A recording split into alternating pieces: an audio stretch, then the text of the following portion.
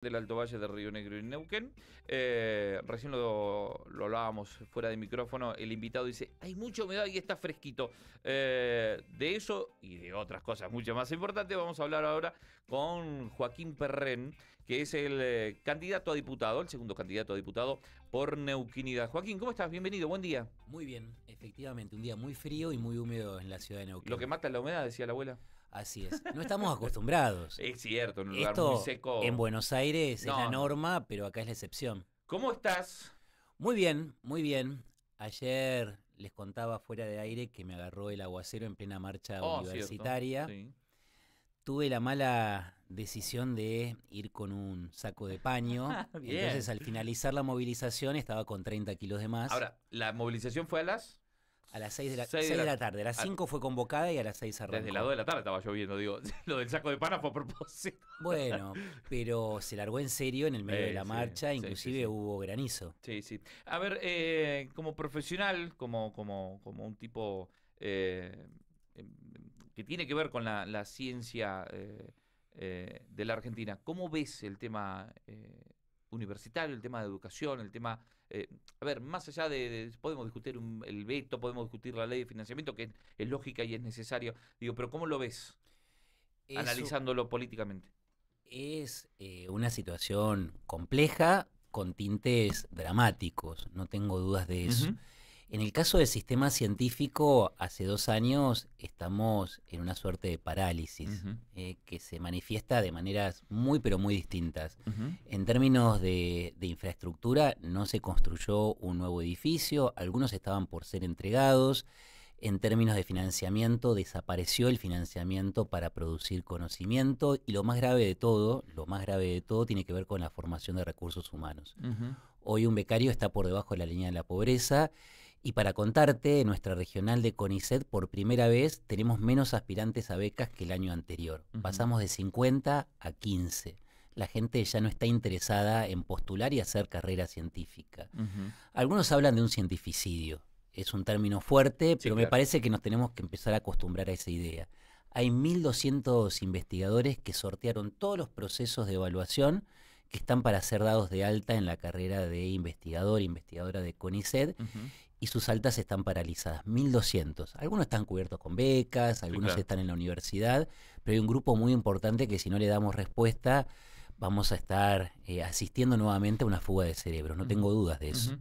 Que siempre existió. A ver, me voy a permitir ponerme en abogado del diablo, si quiere, como para... Así me gusta, así me como gusta. para Así hacemos hacer... la entrevista bien entretenida. No, pero es eso, porque también hay que abarcar todos los aspectos, la mayoría de los aspectos de la sociedad, y la pregunta que obviamente es reiterada y también es necesaria es, ¿esto nació hace 1 año y 8 meses? ¿O viene de un... Digo, porque vengo de familia de educadores y siempre se analiza es, che, se viene degradando. Yo me recibí en el 97 del secundario y no sabía sumar. Pero digo, esto viene de ahora, se profundizó ahora seguramente, pero digo, ¿cómo lo ves al correr del tiempo con todo esto? En materia científica, Ujú. como director de CONICET te lo digo, eh, habían algunas deudas pendientes, Ujú. no tengo dudas de eso, sobre todo con la comunicación pública de la ciencia, para que la gente se apropie de todo lo que produce CONICET. Pero lo cierto es que en estos 2 últimos años vemos políticas que han permitido un retroceso cierto en Ujú. materia científica y tecnológica. Un programa, por ejemplo, el de repatriación de científicos. Sí. Gracias a ese programa pudimos revertir la fuga de cerebros. Esa que venía, como bien decís, Sí. hace 20 o 30 años. 1.000 científicos pudimos Correcto. importarlos, Mm. con todas las comillas del caso, y eso es lo que está en duda, es lo que se está cuestionando. En Ujú. materia científica, yo sí te diría sin lugar a dudas que hubo un retroceso importante en estos Ujú. 2 años. Veníamos de una inversión muy fuerte.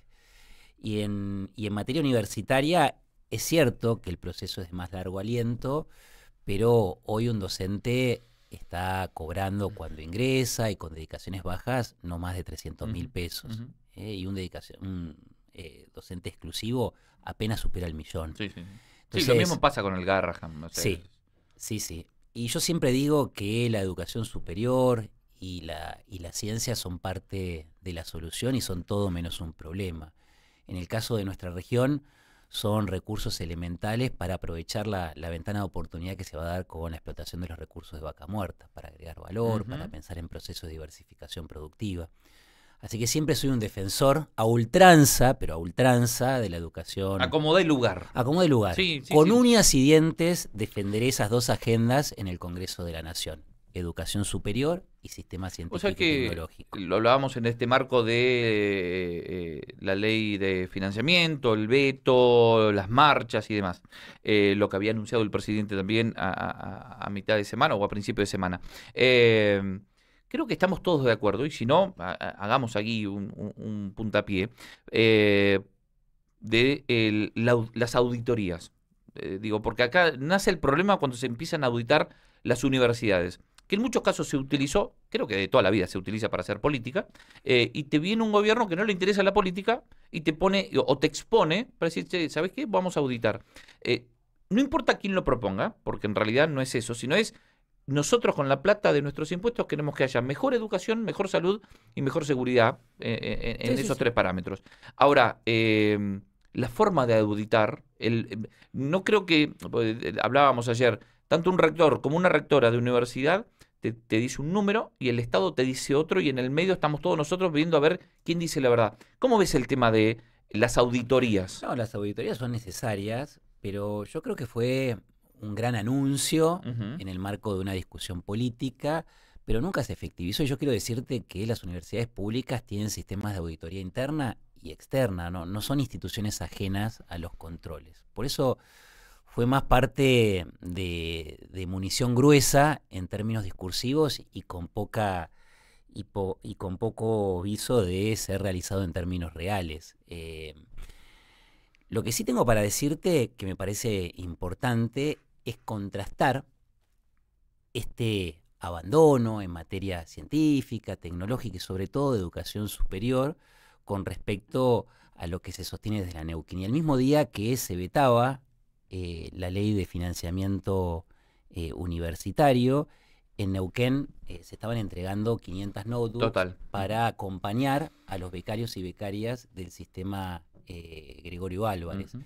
que es una beca única a nivel nacional y ejemplar a nivel No, latinoamericano. aparte lo que ha logrado el gobierno provincial es que las empresas privadas banquen las becas. Eso es fantástico, que se genere una ventanilla única de responsabilidad social empresaria y que a partir de esos aportes puedan igualarse puntos de partida. Ujú. Eso me parece fundamental, me parece clave, Ujú. me parece que es una mirada estratégica para pensar la movilidad social. Ujú. Eh, Yo siempre digo que gracias a la beca Gregorio Álvarez, una nieta de crianceros de Butarranquil pudo acceder a la universidad, estudiar ingeniería del petróleo y pudo trabajar en Vaca Muerta. Total. Eso es lo que genera la inversión educativa, igual a puntos de partida. Ujú. Y mientras el Estado nacional, con su lógica del sálvese quien pueda, te suelta la mano Ujú. o te financia en términos de educación superior, en el caso de Neuquén, además de la beca Gregorio Álvarez, hubo un acompañamiento muy fuerte para que la Universidad del Comahue pueda desplegarse en el norte neuquino, ¿no? Ujú. Entonces ahí está muy claro cuál es el contraste y qué es lo que se va a discutir en esta próxima elección del 26 de octubre. Vos sabés que yo siempre planteo, cada vez que hablo con funcionarios y también de la oposición y con candidatos o candidatas, planteo lo mismo y entiendo de que por ahí es un razonamiento, pero está bueno que lo analicemos juntos. Digo, es cierto que Nación le debe a la provincia cierta cantidad de dinero. Ahora, Neuquén creo que es una de las pocas provincias del país que en vez de quedarse no solamente en la queja, empezó a hacer cosas. Exactamente. Entonces, creo que veníamos, a ver si compartís conmigo, Sí, sí, obviamente, si sí. no es un análisis, veníamos con una inercia de, bueno, papá Nación me salva, papá Estado me presta, papá Estado después yo te doy el voto. Digo, no es un muy buen momento para hacer lo que hizo Neuquén de a ver qué ideamos para salir de esa inercia de que Estado me salva todo. Pudimos empezar a hacer rutas, tenemos Exactamente. un sistema de Gregorio becas Álvarez. Gregorio Álvarez, hay que luchar por las represas, por supuesto. Digo, ¿no es por ahí también el camino? Y de hecho, Neuquén, y por ahí me puedo equivocar, ha mejorado la recaudación, y no sé, no creo que tenga superávit, pero va camino a. Entonces digo, no es que está bueno esta lógica de yo hago lo mío y con mis recursos y veo cómo lo sostengo en el tiempo, pero digo, funciona. Totalmente. Lo que funciona como articulador es una meta que a mí me parece fundamental, y es algo que hace el modelo neuquino: ordenar para redistribuir. Sin la posibilidad de ordenar las cuentas públicas, difícilmente se puede equilibrar territorialmente a la provincia, difícilmente se puede avanzar en un esquema de justicia social. Y lo que tengo para decirte es que hasta hace 2 años el Estado provincial le pedía a las operadoras plata para pagar salarios, para pagar aguinaldos. Pedía plata prestada afuera para pagar salarios. Imagínate la relación de poder entre operadoras y Total. Estado provincial si vos le tenías que pedir dinero para gastos corrientes. Por suerte y gracias a este ordenamiento pasamos de ese esquema de mendigar fondos a un esquema de negociación para financiar becas educativas, Claro. para igualar puntos de partida, para sembrar la provincia de oportunidades. Me parece que es muy relevante, muy sustantivo el contraste entre el antes y el después, y entre el modelo neuquino y lo que sucede a nivel nacional. Mientras en el Estado nacional vemos 0 obra pública en el territorio neuquino, en el caso de Neuquén tenemos 500 obras financiadas a partir de este ordenamiento de las cuentas Pero públicas. entendés conmigo que como que quieren implementar el mismo sistema de Chile, de que el sistema de la obra pública fue el nido o es el nido de corrupción más grande de la historia argentina. Ahora, Neuquén lo puede hacer con fondos propios.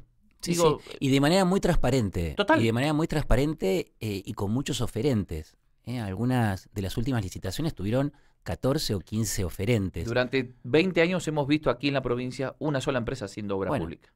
Eso es lo que cambió con el modelo neuquino y eso es lo que tenemos que defender el 26 de octubre en la elección. Y es lo que vamos a defender como diputados y como senadores en el Congreso. Y la condición de posibilidad de sostener este reordenamiento para la redistribución es precisamente incidir en discusiones claves que se vienen.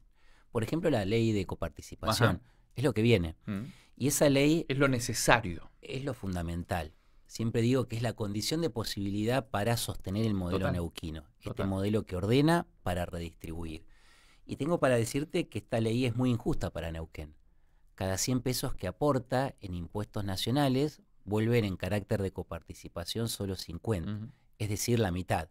Para ser gráfico, para que la audiencia nos entienda, aportamos un billete de 100 y nos vuelve un billete de 100 partido al medio. Y aparte Neuquén aporta dólares, que no todas las provincias aportan dólares.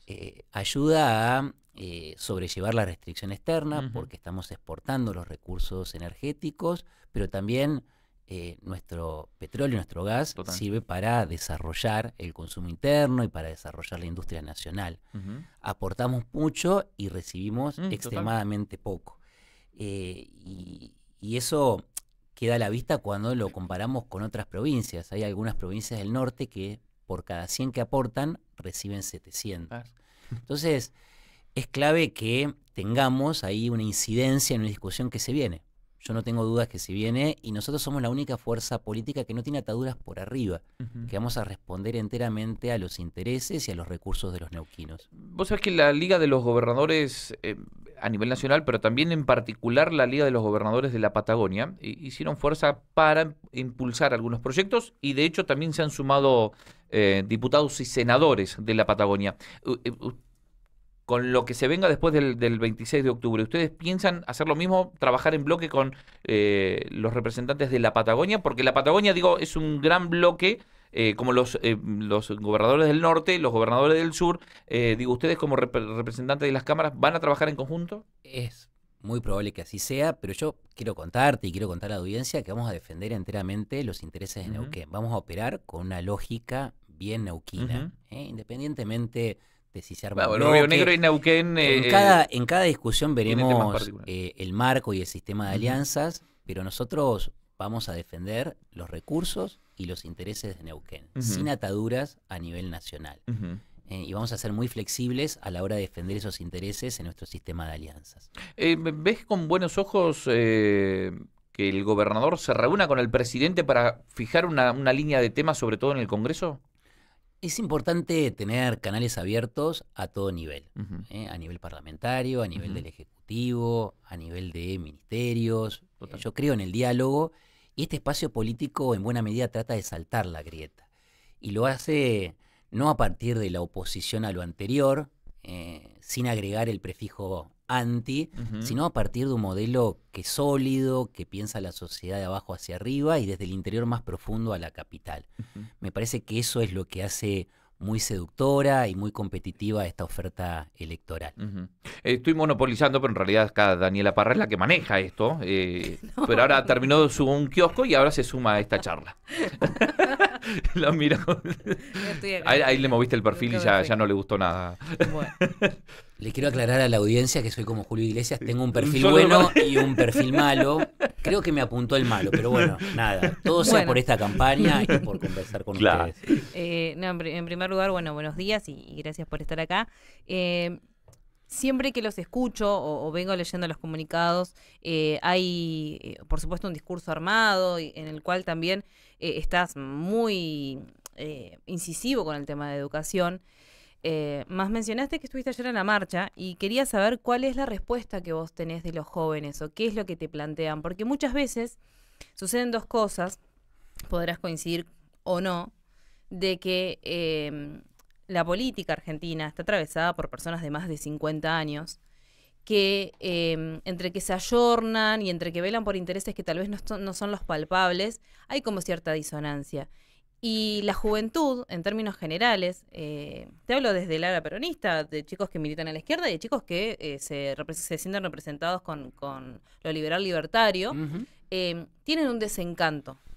¿Cómo es ese proceso o ese momento de encuentro con los jóvenes? Estuviste en Chosmalal, vi que habían andado por Piedra de la Isla también. Bueno, ¿cuál es la respuesta? ¿Cómo analizás el interés que se tiene por la política en una provincia en la cual está tan marcada por el concepto de provincia? Es una excelente pregunta, Dani, una excelente pregunta. Yo creo que en los últimos 8 años y de la mano de diferentes armados políticos se fue construyendo un contexto de hastío, ¿no? Y que atravesó particularmente a los jóvenes. No es casual el resultado de la elección presidencial de 2023, tanto a nivel nacional Ujú. como a nivel provincial. Funcionó como un Sí, reseteo, claro. como un reseteo. Y yo creo que esta opción política plantea lo nuevo, plantea la idea de una renovación, que es un poco lo que piden los jóvenes, salir de las caras conocidas, tratar de saltar la grieta, tratar de incorporar el concepto de libertad en nuestros discursos Como y el en nuestra presidente. acción. Sí, pero ahí tengo para decirte algo, esto lo vengo trabajando mucho y más como profe, trato de incorporarlo en todas las entrevistas que doy. Yo creo que tenemos que ir más allá de la libertad como el sálvese quien pueda, y tenemos que reapropiarnos de ese concepto, como para volverlo Ujú. algo seductor, cautivante, algo que logre generar un efecto multiplicador. Y para nosotros libertad es autonomía personal, es poder decidir sobre nuestro destino, es igualar puntos de partida, es sembrar la provincia de oportunidades a partir de un sistema de becas único a nivel latinoamericano. Eso es libertad para la neuquinidad, pero también autodeterminación. Como hablábamos recién, si tenemos las cuentas en orden, podemos ganar grados de libertad respecto a Buenos Aires y eso nos va a permitir defender con uñas y dientes nuestros recursos. Entonces, yo creo que tenemos que discutir, tenemos que problematizar, tenemos que poner en tensión el concepto de libertad. No se lo quiero regalar a ninguna fuerza política. Ayer en el aire ya es tiempo se habló con Sergio Capozzi, que es diputado actual del PRO en Río Negro, el cual hizo mención a que no podía ser que un estudiante tarde 8 años en hacer una carrera de 4. Tal vez pasando por alto que para un joven de 25, 30 años, 18, 19, es muy difícil estudiar solamente, porque tenés una situación económica que te empuja. Y por otro lado te dicen, bueno, pero las universidades estaban mal desde antes o había sobrepoblación. Uno siempre escuchaba que en Buenos Total. Aires cuando estudiaban en la UBA que no tenían dónde sentarse y realmente Ujú. después vos vas a universidades acá y sucede eso. Y creo que es una gran demostración de que sí, que la juventud quiere estudiar, pero que si vos tenés una persona que tiene que pagar 600.000 pesos de un alquiler Con y suerte, con hoy, suerte y ¿no? en el Y mejor de tiene los que casos trabajar. o trasladarse, o sea, con todo lo que eso conlleva, es un poco más difícil y termina siendo una cuestión meritocrática que se cae y que en la sociedad argentina eso también está muy marcado.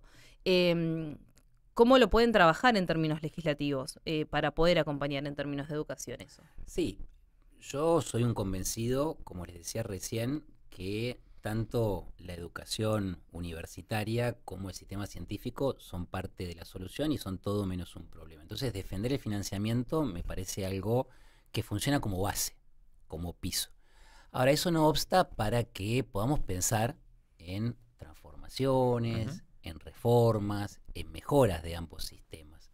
En el caso de la ciencia, es muy importante instrumentar un modelo de ciencia en territorio, que nuestras agendas no estén marcadas por los que establecen los colegas, por hablarle a quienes entienden ese lenguaje científico, sino para atender las demandas de nuestra gente. Eso me parece fundamental y esta crisis me parece que está acelerando ese proceso. Tratar de que nuestras agendas estén mezcladas Ujú. con la necesidad de nuestra sociedad, al mismo tiempo de comunicar públicamente todo lo que hacemos, que es mucho. Eso por el lado del sistema científico. Y por el lado de la universidad, yo creo que tenemos que ser más inteligentes a la hora de ampliar y reformar nuestra oferta educativa. Tenemos que pensar en carreras más cortas, tenemos que pensar en carreras intermedias, Mm. porque como bien decís, esta a veces compleja relación entre el estudio y el trabajo, mezclado con la crisis Sí. económica, hace que mucha gente tenga un tránsito por la universidad, aprenda un montón de cosas que aplica en el cotidiano, pero que no tenga acreditación alguna. Entonces tenemos que pensar en estos títulos intermedios para que aquellos que no puedan terminar se queden con algo que respalde todo lo que La aprendieron. virtualidad también ayuda a que Y lo eso... otro que te iba a proponer es exactamente eso, tratar de aprovechar el potencial que albergan las nuevas tecnologías, tratar de hibridizar Mm. y tratar de que la oferta llegue hasta el último rincón de la provincia, no porque esté ahí la universidad con aulas y docentes, sino porque como hay accesibilidad en Internet, Exactamente. se puede crear un nodo o la gente puede estudiar desde su propia casa. Ujú. Ese es el modelo de universidad que defiendo y es la que está atenta a la demanda y a las necesidades de nuestra gente. Pero tenemos que salir un poco de Sí. nuestra zona de confort, ¿no? No, pero eso... Y tiene que haber una inversión importante en materia de infraestructura Sí, para que total, podamos hibridizar, total, total. como para que no funcione como una recarga para los docentes, que como bien dijimos, tenemos una situación salarial bastante Ujú, compleja. ujú. Pero tenemos que pensar en ese modelo. A mí hace algunos años me gustaba hablar del modelo de educación del siglo XXI. Ya estamos en 2025, no Ah, podemos hablar del siglo XXI, ya nos pasó un Claro. cuarto de ya nos pasó siglo. un cuarto de siglo. Sí, pero tenemos que pensar en una universidad de cercanía, de proximidad, de una universidad a demanda, si me permiten el término. Sí, claro, y creo que también Argentina básicamente siempre está una revolución atrasada, entendiendo como revolución ciclos, y de hecho repite ciclos y repite tropiezos Argentina, desde lo que planteaba Daniela con el tema de los jóvenes que se desenamoran de la política y se vuelven a enamorar, porque tuvimos un 2001, tuvimos un Sí, bueno, yo soy hijo del 2023, 2001. claro, Yo me tuvimos, politicé en el 2001, me volví militante claro, universitario, fui a Buenos Aires a una marcha federal. tuvimos un 2023 que se cansó de la política tradicional y apareció un outsider. Un reseteo. Un reseteo. Volviendo al llano, y esto Pero sí. quiero, Sí, quiero, perdón. no, pero quiero retomar algo que acabas de decir, ¿no? De los ciclos, Sí, ¿no? Y esto te lo digo más como historiador económico. sí. Argentina hace 80 años tiene un ciclo de expansión, crisis. Expansión, crisis. Tenemos una economía que se divide en dos. Una industria que genera empleo, pero gasta dólares, Sí, porque claro. todo lo que produce necesita insumos importados. Ujú. Y un campo que produce dólares, pero no tiene la capacidad de generar empleo. Ujú. Cuando la industria crece, consume dólares, nos quedamos sin dólares, crisis. Yo creo que por primera vez en la historia, por lo menos en los últimos 80 años, tenemos la posibilidad de escapar a esa restricción externa. a esto de alternar entre ciclos de crecimiento y de crisis. Y eso se va a hacer gracias al aporte de vaca muerta, que como bien decías, va a aportar dólares por vía de la exportación. Y por eso, por primera vez en la historia, y esto es importante decirlo, si a Neuquén le va bien, a la Argentina le va a ir bien. Por lo general era exactamente al revés. Exacto. Siempre se decía, no, si a Argentina le va bien, le va a ir bien a Neuquén, va a haber como un efecto derrame. Hoy es exactamente al revés. Por eso defender el modelo neuquino es defender una Argentina que pueda escapar a las crisis permanentes. Siempre que hablamos de política y se nota por ahí en campaña algunos temas, y yo siempre me gusta volver al llano, porque la universidad, lo científico, la fuga de cerebros son temas fundamentales para que la Argentina crezca, y en este caso para que Neuquén crezca. Pero en el llano, ¿qué encontrás? En la recorrida, en el habitante de Mariano Moreno, en el habitante de, no sé, de Pilolil, ¿no? de Villa Traful, de San Martín de los Andes, ¿qué encontrás? ¿Qué es lo que necesita el neuquino? Más allá de que creo que estamos todos embanderados en la educación y en el progreso científico y demás. Yo lo que veo en nuestras recorridas es una mirada muy favorable a un Estado que ordena para redistribuir. Y es muy fácil ver que ese Estado está presente y que aporta soluciones. Total. Imagínate Guañacos, una localidad en el norte neuquino, 300 habitantes. Hasta hace unos meses se calefaccionaban con gas, pese a que algunos metros de distancia, con leña, gracias por la corrección, pese a que a unos metros de distancia pasaba un gasoducto que llevaba gas a Chile. En Añelo no había gas. Bueno, esa gente hoy tiene gas, gracias a una obra financiada por el Estado provincial. ¿Eso tiene un criterio de aplicabilidad política? No, 300 habitantes no inciden en ninguna elección. Sin embargo, hacer eso era justo. Sí, claro. Y eso es lo que se ve a lo largo y a lo ancho de la provincia. Mientras en el modelo de Sálvese quien pueda no hay obra pública, no hay acompañamiento, hay un soltar la mano permanente, la población ve un Estado presente, un Estado que aporta soluciones. Eso es evidente y eso aparece en todas nuestras recorridas. Y la síntesis es una goleada. Obra pública nacional en los últimos 2 años, 0. Obra pública provincial, 500 obras para convencer, para enamorar, para mostrar. Me parece que ese contraste es evidente y eso es lo que uno ve a medida que va aproximándose al vecino, a la vecina, tanto en la capital como en el interior. Y 34, hemos abusado del tiempo de Joaquín. Por favor, para el que se está revés. enganchando y para el que se va a enganchar on demand, porque reitero lo que decíamos hoy, la verdad que estamos formando una buena comunidad, sobre todo en la virtualidad, y hay mucha gente que nos ve posterior a la entrevista. Yo lo sigo mucho, yo lo sigo mucho, así que para mí es un honor estar en este espacio, un honor. Para el que se está enganchando, ¿quién es Joaquín Perren? Bien, Joaquín Perren es un hijo de la educación pública, es un hijo de la Universidad Nacional del Comahue, es un hijo del sistema científico y tecnológico argentino. Soy director regional de CONICET hace 2 años. CONICET, para la audiencia, es el principal organismo de ciencia y técnica a nivel latinoamericano y uno de los 20 más reputados a nivel mundial. No porque lo diga yo, no porque lo digamos los argentinos, sino porque así queda establecido en rankings que elaboran las instituciones más relevantes en lo que a producción de conocimiento se refiere. Esa es mi función, soy historiador de profesión, padre de 2 hermosos hijos. Esa sería la síntesis. Habitante por elección de Vista Alegre. Soy nacido y criado en Neuquén. Hace 2 años, como la política nacional y provincial, quise resetearme. Y ese reseteo me llevó a un lugar que entiendo va a ser el lugar de mi vida. Lo hablábamos en privado. Primero, muchas gracias por venir, pero gracias por la invitación. No mencionaste que sos basquetbolista. Mi ida a Vista Alegre me obligó a establecer una nueva sociabilidad. Y me volví jugador de básquet con 46 años, sin haber jugado nunca en mi vida. Y defiendo los colores, como bien dice Dani, de Vista Alegre Básquet. Bien. Bueno. Y esa es una el deporte del interior. No, está bien, sí. Sí. Bueno, lo hablábamos con Joaquín. Ojalá que jóvenes profesionales con una trayectoria realmente exquisita y con una buena proyección a futuro, ojalá que la política no termine comiendo, devorando y deglutiendo, y después para devolver los profesionales que van al Congreso de la Nación, en este caso neuquino, y espero que también la política entienda que necesitamos de profesionales. No lo digo porque Joaquín está aquí, sino porque hay otros profesionales de otros partidos políticos que también se meten en esta situación de le estás tirando la honra a los chanchos o la honra a los perros. Pero bueno, hay que meterse en política. Hay que meterse porque soy un convencido de que la política es una herramienta de transformación. Cambia vidas y es necesario involucrarse para transformar la realidad. Joaquín, excelente jornada. Igualmente, muchas gracias por la invitación. Por favor, y los mates, lo prometo que la próxima van a estar exquisitos mejor. Los mates, no, exquisitos. No había desayunado, así que me vinieron 10 puntos. 8 de la mañana, 37 minutos. Pausa, cortita, solo pausa y ya regresamos.